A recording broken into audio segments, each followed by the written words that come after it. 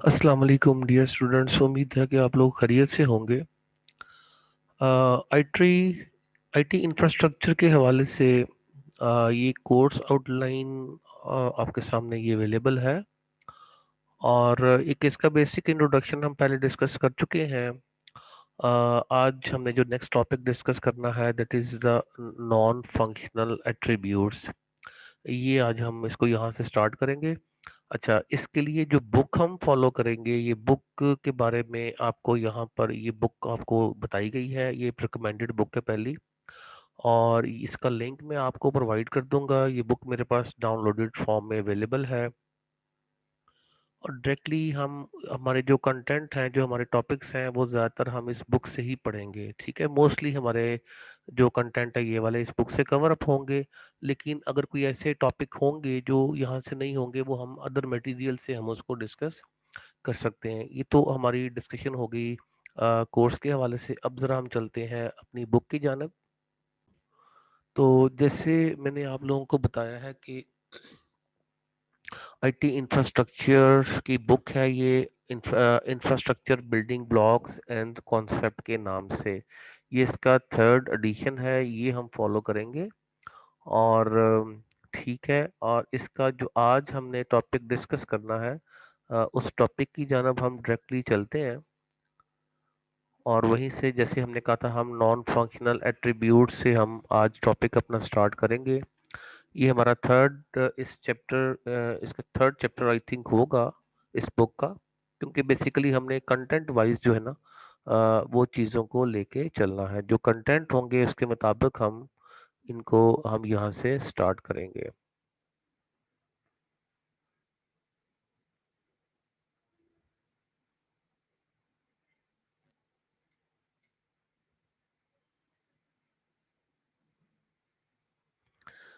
ये हमारा जो चैप्टर है, introduction to the non functional attribute, ये आज हमारा डिस्कशन का एरिया होगा। जैसे मैंने कहा, ये बुक आपको अवेलेबल हो जाएगी।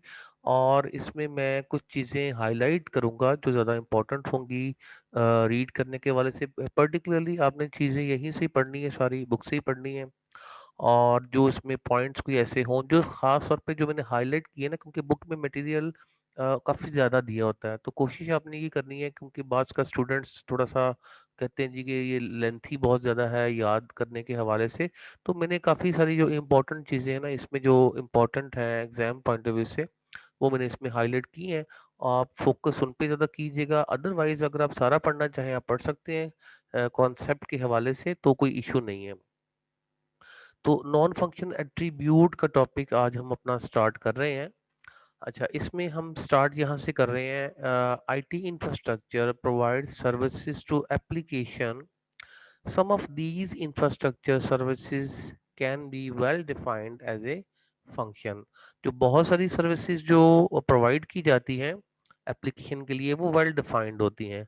जैसे कि कोई डिस्क स्पेस है, राउटिंग नेटवर्क मैनेजमेंट करना। लेकिन कुछ नॉन फंक्शनल रिक्वायरमेंट्स होती हैं। Describe the qualitative behaviour of the system. Qualitative behaviour को वो रिप्रेजेंट करते हैं।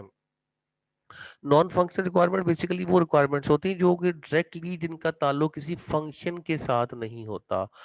उसके आप ये समझ लें, इसके ड्रॉबैक्स के साथ हो सकता है कि लेटर ऑन अगर आप उस सिस्टम पे ज़्यादा लोड डालेंगे, उसका बिहेवियर क्या होगा। जैसे एक छोटी सी एग्जांपल आप लोगों को ये बताई जाती है, मैं थोड़ी सी इसको एक्सप्लेन करता हूँ। एक कार आप खरीदते हैं, ठीक है। एक कार का जो बुनियादी मकसद जो है, उसके फंक्शंस हैं, उसके अंदर जो है वो कार के गियर्स हैं, उसकी फ्यूल एवरेज है, वगैरह वगैरह, उसकी फंक्शनैलिटीज़ हैं जो प्रोवाइड की जा रही हैं। अच्छा, अब वो कार रिलायबल कितनी ज़्यादा है, उसकी स्टेबिलिटी क्या होगी, अगर वो हाई स्पीड जाएगी वो स्टेबल रहेगी या नहीं रहेगी। उसकी टायर्स की कंडीशन कैसी है, उसकी ब्रेकिंग सिस्टम कितना रिलायबल है, सो ऑन। ये वो चीज़ें हैं जो कि उसकी डायरेक्टली इनका ताल्लुक फंक्शंस के साथ नहीं होता। इसी तरीके से जो कोई भी सिस्टम डिज़ाइन किया जाता है, तो उस सिस्टम की अवेलेबिलिटी वो कितना बढ़ाया जा सकता है, उसको किसी के साथ इंटीग्रेट किया जा सकता है या नहीं किया जा सकता, एंड सो ऑन। ये सारी चीज़ें, इनका ताल्लुक डायरेक्टली फंक्शंस के साथ नहीं होता। इनको हम नॉन फंक्शनल रिक्वायरमेंट्स या नॉन फंक्शनल एट्रीब्यूट्स कहते हैं। And these non functional attributes are, इसमें हम बात करते हैं अवेलेबिलिटी की बात करते हैं इसमें। अच्छा, इसका मैं ज़रा कलर चेंज कर लूँ। अच्छा, इसमें हम अवेलेबिलिटी की बात करते हैं, स्केलेबिलिटी की बात करते हैं, वो सिस्टम कितना रिलायबल है, उसकी स्टेबिलिटी कितनी है, टेस्टेबिलिटी उसकी है, टेस्टिंग उसकी जो है वो हम जब करते हैं तो क्या हमें उसकी एक्यूरेट रिजल्ट्स प्रोवाइड करता है। Recoverability in case of loss, अगर सिस्टम आपका लॉस हो जाता है किसी वजह से, सही प्रॉपर काम नहीं कर रहा या कोई डेटा जो है वो लॉस हो जाता है, उसकी रिकवरेबिलिटी उस सिस्टम की है या नहीं है। अच्छा, नेक्स्ट चलते हैं आगे। इन माई एक्सपीरियंस, ये बेसिकली ऑथर अपनी बात कर रहा है, the most important non functional attributes for the most IT infrastructures are security, performance and availability. Security का मतलब है कि एक सिस्टम जो है, जो बनाया गया है, वो कितना ज्यादा सिक्योर है, उसको कोई हैक तो नहीं कर लेगा, कल को ये ना हो कि आपका जो इंपॉर्टेंट डाटा जो है वो कहीं दूसरी जगह पे ट्रांसफर हो, जैसे बैंकिंग सेक्टर का डाटा होता है। परफॉर्मेंस का मतलब क्या है, परफॉर्मेंस की अगर कोई वॉल्यूम बढ़ता है, नंबर ऑफ यूजर बढ़ते हैं, तो क्या उसकी परफॉर्मेंस लो डाउन तो नहीं होगी, कोई इस तरह का कोई सिनेरियो तो नहीं होगा। अवेलेबिलिटी का मतलब यहाँ पर ये है कि देखें, बाज़ औक़ात कुछ डेटा की नौइयत ऐसी होती है, वो data all the time available होना ज़रूरी होता है। लाइक कोई ऑनलाइन सिस्टम है, हम चाहते हैं कि वो डेटा किसी भी वक्त 24 आवर्स जो है वो डेटा अवेलेबल हो, तो उसकी अवेलेबिलिटी का होना भी बहुत ज़रूरी है। तो ऑथर के एक्सपीरियंस के मुताबिक जो सिक्योरिटी, परफॉर्मेंस एंड अवेलेबिलिटी, ये जो तीन एट्रीब्यूट्स हैं नॉन फंक्शनल के, ये बहुत ज़्यादा इंफ्रास्ट्रक्चर के हवाले से इम्पॉर्टेंट हैं। Non functional attributes are very important for the successful implementation and use of an IT infrastructure, but in projects they rarely get the same attention as the functional requirement। तो यहाँ पर वो important बात ये कर रहा है कि जब वो प्रोजेक्ट डिज़ाइन किया जा रहा होता है तो उसको इतना फोकस नहीं किया जाता, यानी कि उसको बड़ा रेयरली अटेंशन दी जाती है, उन चीज़ों का ख्याल नहीं रखा जाता नॉर्मली। तो there is much confusion about the value of pursuing non-functional attributes. The name suggests they have no function, यानी कि उनका बकायदा कोई फंक्शन नहीं है। जैसे मैंने आपको एग्जांपल दी है कि आप कार ड्राइव कर रहे हैं, स्पीड जो है, एक्सेलरेटर जो है, ये इसका एक फंक्शन है बकायदा, ठीक है। लेकिन उस कार की मजबूती कितनी है, खुदा ना खास्ता एक्सीडेंट अगर होता है तो वो कितना बचाव करती है आपका, ये उसकी नॉन फंक्शनलिटीज हैं, ठीक है। जैसे अक्सर हम कहते हैं ना, जब एक कार खरीदते हैं, हम कहते हैं भी इसका कंफर्ट लेवल अच्छा नहीं है, तो ये जो कंफर्ट लेवल अच्छा होना या ना होना, ये इसकी नॉन फंक्शनल रिक्वायरमेंट है। अच्छा, इसके बाद हम फर्दर आगे चलते हैं।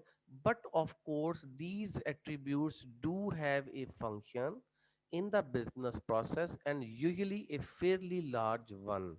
तो इसके जो फंक्शंस होते हैं, डेफिनेटली अगर हम इसकी बात करें या बिजनेस ऑर्गेनाइजेशन की बात करें, ये बहुत ज़्यादा मैटर करती हैं ये चीज़ें। सो द नॉन फंक्शनल, इसको बेशक आप सारा रीड कर लीजिएगा, तो मैंने जो इंपॉर्टेंट चीज़ें थी उनको हाईलाइट किया हुआ है, लेकिन आप इनको ज़रूर पढ़िएगा, और कहीं पर कोई कंफ्यूजन है हो तो do tell me. So the non functional attributes are very functional indeed, यानी कि दर हकीकत तो ये फंक्शनल ही होते हैं, क्योंकि बाज हमें बाद में इनकी जरूरत पेश आती है, but they are not directly related to the primary functionalities of a system, यानी कि उनका ताल्लुक प्राइमरी फंक्शनैलिटीज के साथ नहीं होता। Instead of using the term non functional attributes, it would be much better to use the term quality attributes. तो वो ऑथर कह रहा है कि बजाय कि हम इनको नॉन फंक्शनल एट्रीब्यूट्स कहें, हम ये अगर ये टर्म यूज करें क्वालिटी एट्रीब्यूट्स, ये एक बड़ा सूटेबल लफ्ज होगा क्वालिटी एट्रीब्यूट का। तो ये याद रखिएगा कि क्वालिटी एट्रीब्यूट्स को भी हम नॉन फंक्शनल एट्रीब्यूट कह सकते हैं, तो ये क्वेश्चन आ सकता है किसी हवाले से। while these terms much represents the nature and the importance of instance performance security and availability and the so on. ठीक है, फर्दर आगे चलते हैं. While architects and certainly infrastructure specialists are typically very aware of the importance of the non-functional attributes of their infrastructure, many other stakeholders may not have the same feelings about them. कुछ बहुत ज़्यादा इसकी importance देखते हैं, कुछ लोग इतना bother उस हवाले से नहीं करते. जैसे मैंने आपको पहले भी एग्जांपल दिए कार की, हम अक्सर एग्जांपल देते हैं एक फलानी कंपनी की कार है भाई, इस कार की रिलायबिलिटी अच्छी नहीं है, उसकी फंक्शनैलिटी अच्छी नहीं है, या ये हमें ज़्यादा कंफर्ट लेवल प्रोवाइड नहीं, तो ये फलानी कंपनी की कार है, ये हमें बड़ा अच्छा कंफर्ट लेवल प्रोवाइड कर रही है, इसकी फ्यूल एवरेज बेहतर है एंड सो ऑन. तो ये बेसिकली कंपनी जो है वो इन चीज़ों का ख्याल रखती है. यहाँ पर एग्जाम्पल दी जा रही है, example is the functionality of a car. A car has to bring you from A to B, but many quality attributes are taken for granted. कुछ quality attributes हैं उनको for granted लिया जाता है.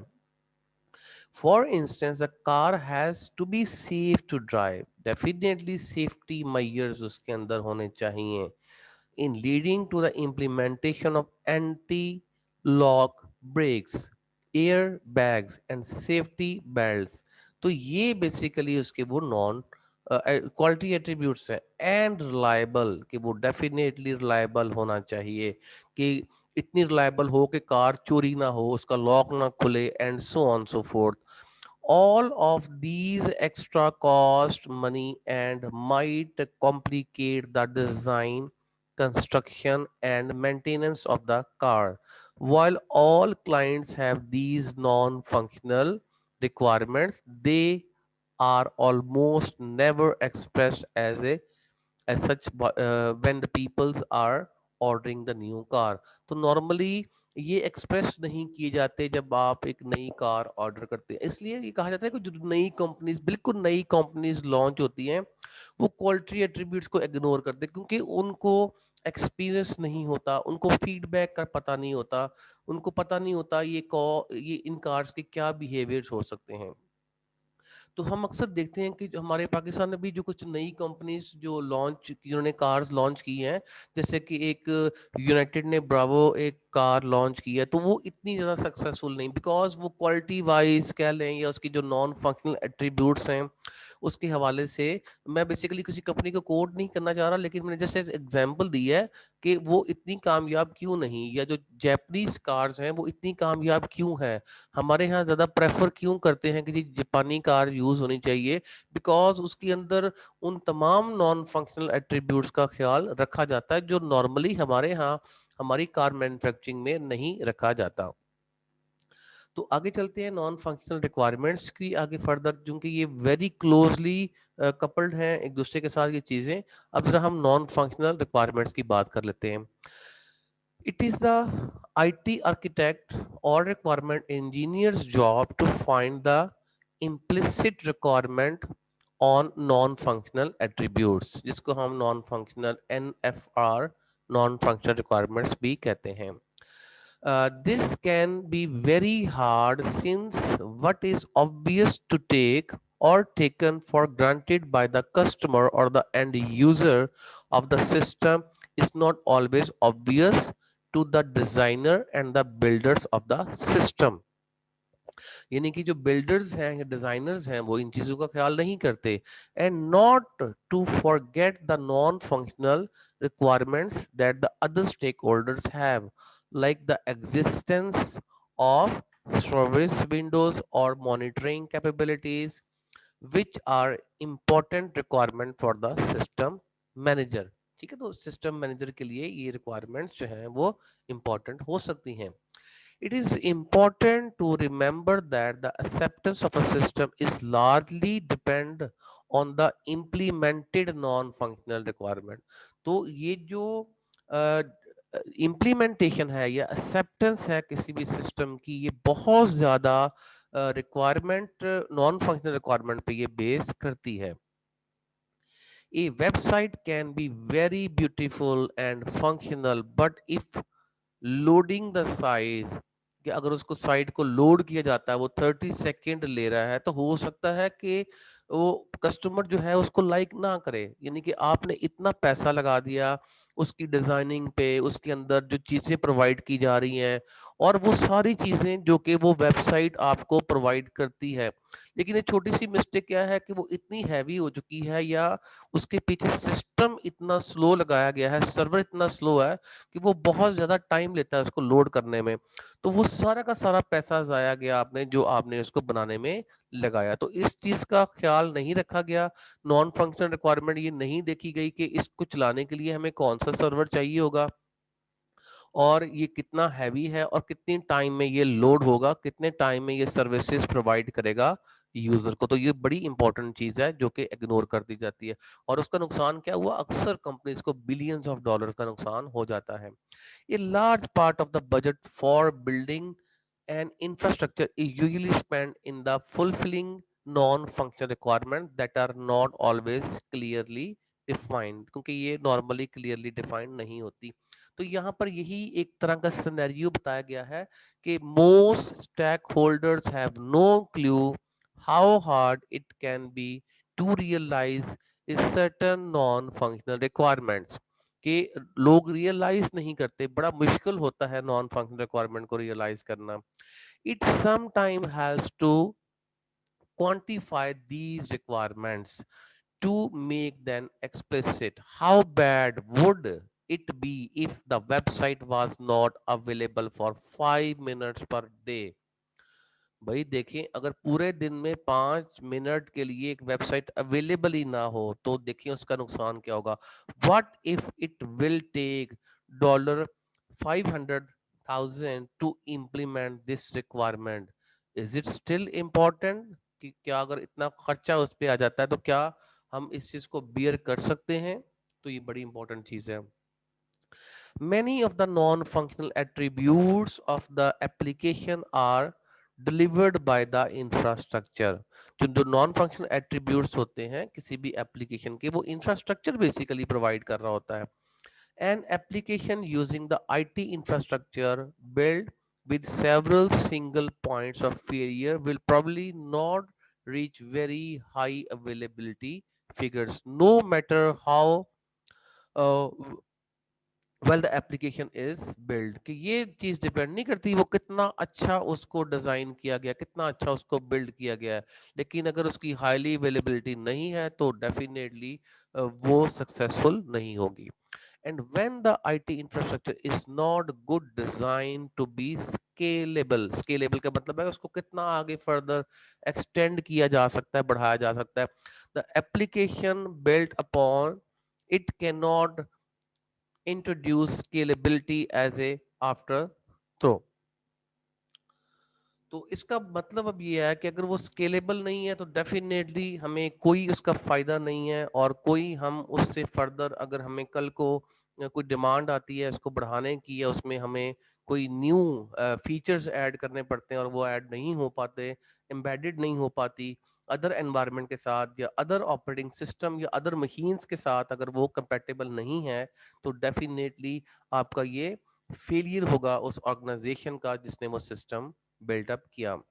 The other way around is also true when the IT infrastructure is set up to be highly available.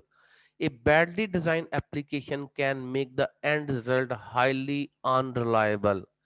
कि जितनी बुरी application बनी होगी इसका मतलब है कि उसको हम कहेंगे वो बहुत ज्यादा अनरिलायबल होगी।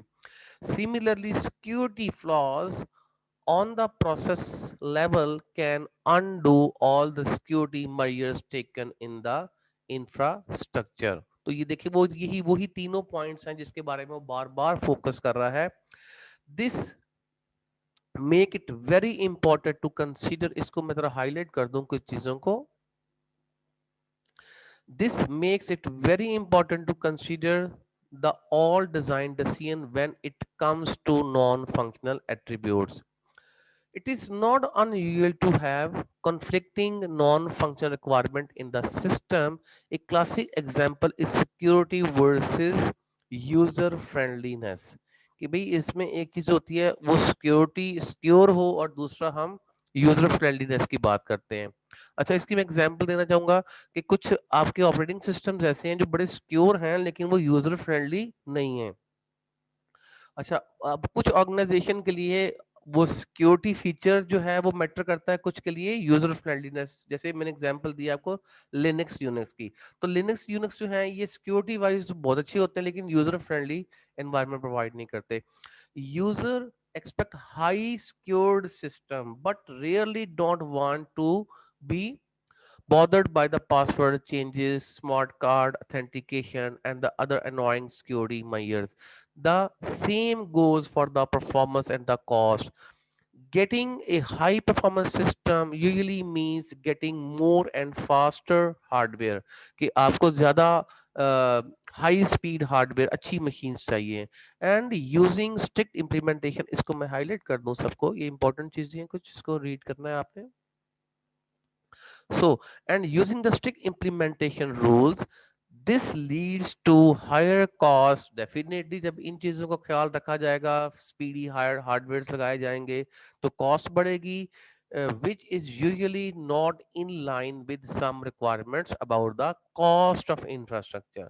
तो ये डेफिनेटली बात कर ये चीजें बियरेबल नहीं रहती किसी कंपनी के लिए.